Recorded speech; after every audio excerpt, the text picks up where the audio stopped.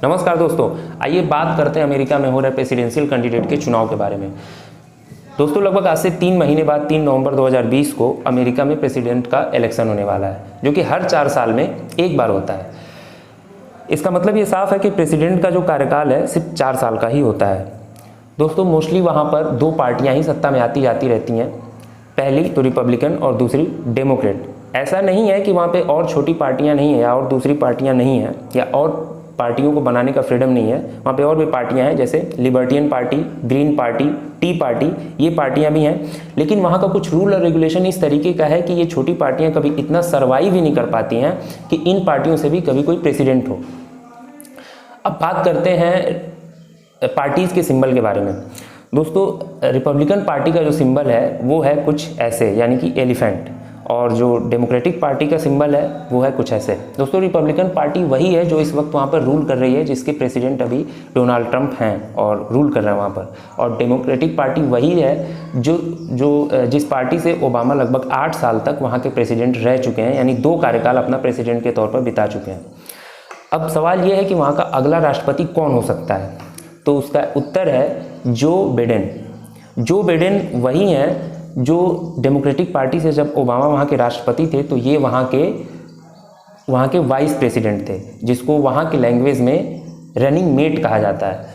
दोस्तों, मैं ऐसा क्यों कह रहा हूँ कि वो वहाँ के अगले राष्ट्रपति हो सकते हैं, इस चीज़ को समझने के लिए आपको वहाँ का पूरा इलेक्शन प्रोसीजर समझना होगा, जो कि एक कॉम्प्लिकेटेड है, लेकिन मैं इस वीडियो में ईजिली आपको समझाने की कोशिश किया हूँ।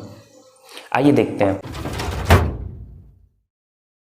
सबसे पहली बात, अमेरिका में प्रेसिडेंट का इलेक्शन होने से पहले इस चीज़ का चुनाव होता है कि किस पार्टी से प्रेसिडेंशियल कैंडिडेट कौन होने वाला है। ये भी आम जनता डिसाइड करती है। इस चीज़ को हम ठीक ऐसे समझ सकते हैं कि हमारे देश में प्रधानमंत्री का चुनाव होने से पहले इस चीज़ का चुनाव हो कि किसी पार्टी से प्रधानमंत्री का चेहरा कौन होने वाला है। जैसे कि भाजपा की तरफ से प्रधानमंत्री का चेहरा कौन होगा, नरेंद्र मोदी होंगे या अमित शाह होंगे, ये भी आम जनता डिसाइड करेगी। या फिर कांग्रेस की तरफ से प्रधानमंत्री का चेहरा कौन होगा, राहुल गांधी होंगे या फिर सोनिया गांधी होंगे या फिर सचिन पायलट होंगे, ये भी आम जनता डिसाइड करेगी। सोचिए ये कितना दिलचस्प है। अब अमेरिका में दोनों पार्टीज़ के, रिपब्लिकन और डेमोक्रेट, दोनों पार्टीज़ के प्रेसिडेंशियल कैंडिडेट को डिसाइड करने के लिए सभी स्टेट से कुछ डेलीगेट्स को चुना जाता है। अब वो डेलीगेट्स दोनों पार्टी के अलग अलग होते हैं। इन डेलीगेट्स को भी हर स्टेट में अलग अलग तरीके से चुना जाता है। सबसे पहला जो तरीका है वो है प्राइमरी, और जो दूसरा तरीका है वो है कॉकस। प्राइमरी मतलब वही तरीका जैसे बैलेट बॉक्स में लोग आते हैं और वोट करके चले जाते हैं, जिसकी सबकी प्राइवेसी सेफ रहती है, कौन किसको वोट दिया नहीं पता चलता है, और वहाँ से डेलीगेट्स डिसाइड कर दिया जाता है फिर वोट गिन के। और दूसरा कॉकस। कॉकस मतलब वो तरीका जैसे एक भीड़ इकट्ठा होती है, यहाँ पे ओपनली वोटिंग की जाती है। एक भीड़ इकट्ठा होती है, 4-5 लोगों को डेलीगेट्स के लिए जो कैंडिडेट होते हैं उनको बता दिया जाता है A, B, C, D, ये 4 कैंडिडेट हैं। अब सबसे ज़्यादा भीड़ किसको पसंद करती है, किसकी मेजॉरिटी है, कौन सबसे ज़्यादा हाथ उठा रहा है किस कैंडिडेट के लिए, वो वहाँ का डेलीगेट डिसाइड कर दिया जाता है।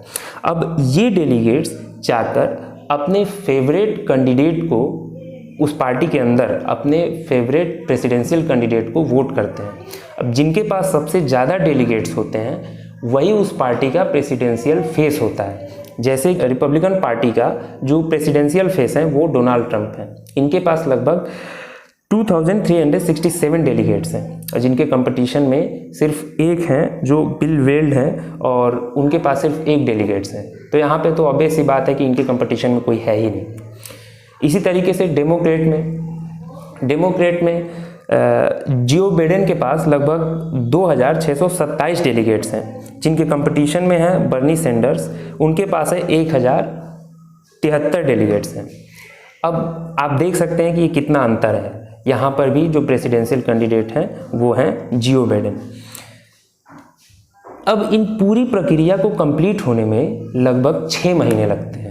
ये लगभग फरवरी में शुरू हुआ था और अभी को जाकर डिसाइड हुआ है कि कौन वहाँ का प्रेसिडेंशियल कैंडिडेट है। यहाँ पर इंटरेस्टिंग चीज़ ये है कि सुपर ट्यूसडे से पहले जो बिडेन बर्नी सैंडर्स को बिल्कुल बराबरी का टक्कर दे रहे थे, लेकिन सुपर ट्यूसडे के बाद जो बिडेन इतने आगे हो गए, इतने ज़्यादा डेलीगेट्स उनको मिल गए कि बर्नी सैंडर्स का प्रेसिडेंशियल कैंडिडेट बनने का चांस ही नहीं रहा। अब सवाल ये है कि सुपर ट्यूसडे होता क्या है। तो सुपर ट्यूसडे हम उस दिन को कहते हैं जिस दिन अमेरिका में प्राइमरी और कॉकस डेलीगेट्स को चुनने के लिए प्राइमरी और कॉकस इलेक्शन को सबसे ज़्यादा स्टेट्स में एक साथ ऑर्गेनाइज किया जाता है या एक दिन ऑर्गेनाइज किया जाता है, उस दिन को सुपर ट्यूसडे कहते हैं। अब दोस्तों यहाँ तक इतना प्रोसीजर कंप्लीट होने के बाद सिर्फ और सिर्फ इतना ही पता चल पाता है कि रिपब्लिकन पार्टी से प्रेसिडेंशियल कैंडिडेट कौन होगा और डेमोक्रेट पार्टी से प्रेसिडेंशियल कैंडिडेट कौन होगा। अब इसके बाद बारी आती है कैंपेनिंग की। कैंपेनिंग ठीक उसी तरीके से होता है जैसे अपने देश में चुनाव से पहले नेता जाते हैं और जगह जगह पे अपनी बातें अपनी पॉलिसीज को रखते हैं। वहाँ भी पब्लिक से लोग कॉन्टेक्ट होते हैं और अपनी अपनी पॉलिसीज़ को बताते हैं, दूसरे की पॉलिसीज़ की कमी बताते हैं, दूसरे पार्टी की कमी बताते हैं। फिर बारी आती है वहाँ पे डिबेट। दोस्तों वहाँ का डिबेट इतना इंटरेस्टिंग होता है, वो बिल्कुल वर्ल्ड फेमस डिबेट है। ऐसा इसलिए क्योंकि वहाँ पे जो डिबेट होता है वो सीधे दोनों प्रेसिडेंट के कैंडिडेट के बीच में होता है, यानी कि रिपब्लिकन पार्टी के जो प्रेसिडेंशियल कैंडिडेट ट्रंप हैं उनके बीच जो बाइडेन यानी डेमोक्रेट पार्टी के जो प्रेसिडेंशियल कैंडिडेट हैं, इन दोनों लोगों के बीच में सीधे पब्लिक के बीच में एक दूसरे पे आरोप प्रत्यारोप ये लोग लगाते हैं, इसलिए ये ज़्यादा इंटरेस्टिंग है। और ये 3 नवंबर यानी जो फाइनल इलेक्शन होता है उससे पहले 3 बार ये इलेक्शन होता है सीधे पब्लिक के बीच में। ये इसलिए भी इंटरेस्टिंग होता है कि इसमें इस बीच में जो एक दूसरे पे लोग आरोप लगाते हैं कि आप ऐसा किए, एक दूसरे को लोग एक्सपोज करते हैं कि आपकी ये गलती है, फिर अपना फ़ायदा बताते हैं अपने पार्टी का और अपने पॉलिसीज़ के बारे में वो लोग प्रचार करते हैं। इसलिए ये जो डिबेट होता है वो विश्व में बहुत फेमस होता है, वर्ल्ड फेमस डिबेट इसे माना जाता है। सबसे पहला डिबेट जो है वहाँ पर वो 29 सितंबर 2020 को ऑर्गेनाइज किया गया है और दूसरा डिबेट 7 अक्टूबर को है और तीसरा डिबेट 15 अक्टूबर को है। ये तीनों डिबेट होने के बाद तब जाकर फाइनल बारी आती है 3 नवंबर के इलेक्शन की। इस वीडियो की शुरुआत में मैंने कहा था कि जो बाइडेन वहाँ के अगले राष्ट्रपति हो सकते हैं। ऐसा इसलिए कहा था क्योंकि वहाँ का जो लोअर हाउस है, हाउस ऑफ रिप्रेजेंटेटिव, उस हाउस में रिपब्लिकन पार्टी अपनी मेजॉरिटी खो चुकी है।